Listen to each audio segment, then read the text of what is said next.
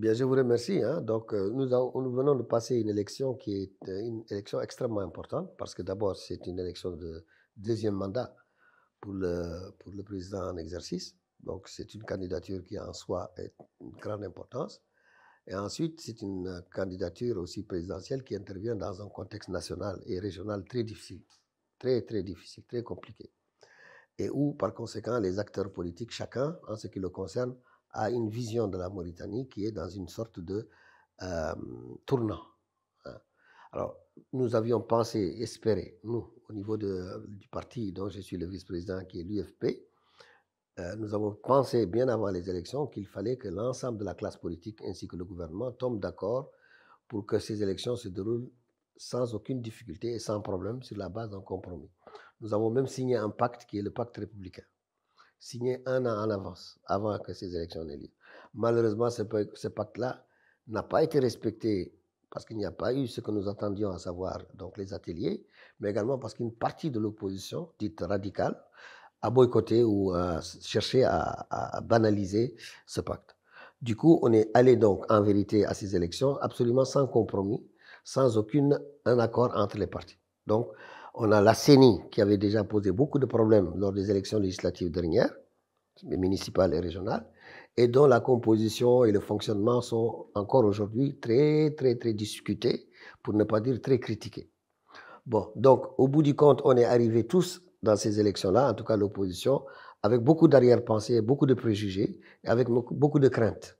Et d'ailleurs, dans l'opinion générale, c'était aussi ce sentiment qui prédominait.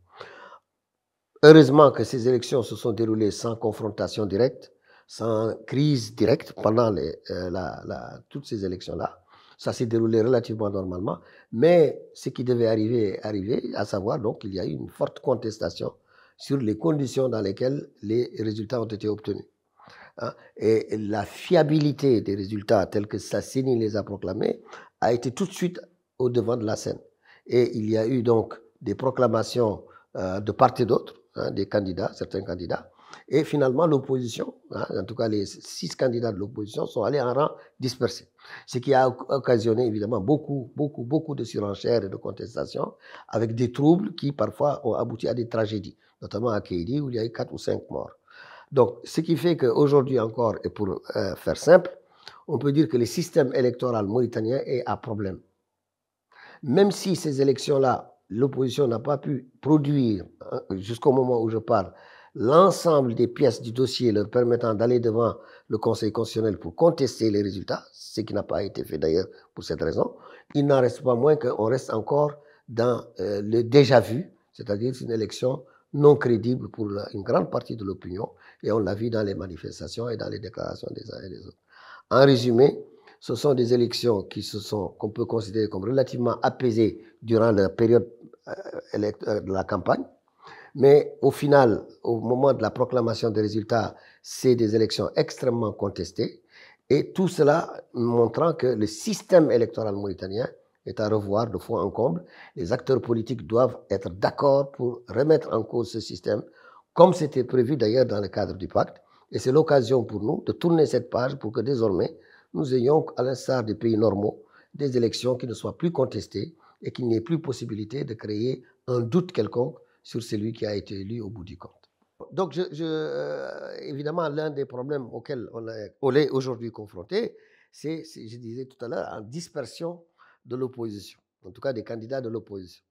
Il y a 2 partis, en tout cas 2 candidats ou 3, qui sans difficulté ou sans embâche ont reconnu, hein, que ces élections ont été transparentes et qui donc euh, estiment que le résultat ne peut pas prêter à discussion et même féliciter le chef de l'État.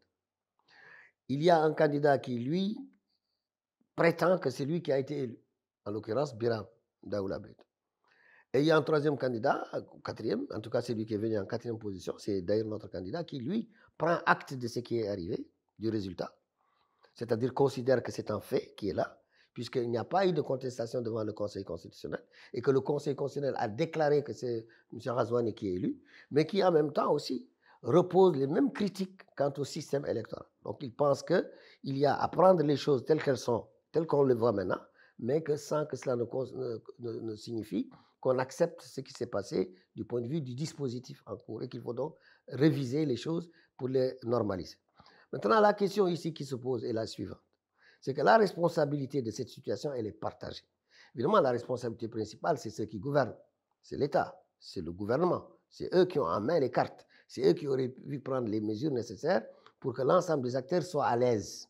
S'ils ont confiance en eux, rien ne les empêchait de mettre tout le monde à l'aise pour que la compétition, le match, se déroule sans problème du point de vue des règles. Ils ne l'ont pas fait. Mais cela ne signifie pas pour autant que l'opposition, certains de l'opposition, vont s'arroger le droit de se proclamer eux-mêmes comme étant ceux qui ont été élus. Sur quelle base? Puisque précisément vous reprochez à la CENI de n'avoir pas été à la hauteur, sur quelle base vous vous fondez pour dire, vous, que vous avez été élu? Simplement parce qu'il y a les meetings et que les gens applaudissent. Mais les applaudissements, le niveau d'applaudissement ou de mobilisation dans les campagnes n'ont jamais été le critère pour caractériser qui a gagné ou qui a perdu. Donc ça pose aussi, donc, vous voyez, le même problème de départ, à savoir qu'il faut réellement mettre à plat l'ensemble du dispositif électoral chez nous. Et je pense que si, durant les jours, les mois ou les quelques années à venir, les Mauritaniens n'arrivent pas à trouver une solution définitive à cette question, ça va être une plaie qui va continuer encore à gangréner le corps social et à être un risque permanent, surtout pour les générations à venir. Il vaut mieux laisser en héritage un pays dans lequel on change de gouvernement quand la majorité le veut, on conserve un gouvernement quand la majorité le veut, plutôt qu'un pays dans lequel on ne sait jamais qui a le droit de gouverner et qui n'a pas le droit de gouverner.